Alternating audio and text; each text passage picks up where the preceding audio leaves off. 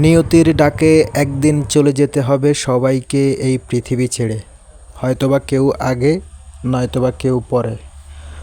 বৈষম্য বিরোধী ছাত্র আন্দোলনে আগস্ট মাসের 4 তারিখে স্বৈরাচারী বাহিনীর হাতে গুলিবিদ্ধ হয়ে 12ই সেপ্টেম্বর সকালে নিউরো হসপিটালে ইন্তেকাল করেন আমাদের পারভেজ। ইন্না লিল্লাহি ওয়া ইন্না ইলাইহি রাজিউন। 13ই সেপ্টেম্বর সকাল 10টা বাজে পারভেজের জায়নামাজ অনুষ্ঠিত হয় কামারহাট ঈদগাহ ময়দানে। আমরা সবাই সেখানে উপস্থিত হওয়ার জন্য রওনা দিয়েছি। দেশ এবং দেশের মানুষের জন্য ত্যাগ স্বীকার করতে গিয়ে পারভেজ মৃত্যুবরণ করেন।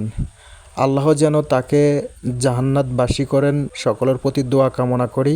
পারভেজের আত্মার মাগফিরাত কামনা করার জন্য উপস্থিত হয়েছেন 10 নং চন্দ্রগঞ্জ ইউনিয়নের নেতৃবৃন্দ, হাজিরপাড়া ইউনিয়নের নেতৃবৃন্দ, বাংলাদেশ সুপ্রিম কোর্টের ব্যারিস্টার ফুয়াদ মামা, লক্ষ্মীপুর টিভির সাংবাদিক লিটন ভাই, চন্দ্রগঞ্জ থানা ছাত্রদলের সভাপতি ইসমাইল ভাই, চন্দ্রগঞ্জ থানা বিএনপির সদস্য মাহবুব ভাই, হাজিরপাড়া ইউনিয়ন যুব দলের নেতা জাহাঙ্গীর ভাই, সায়েম ভাই।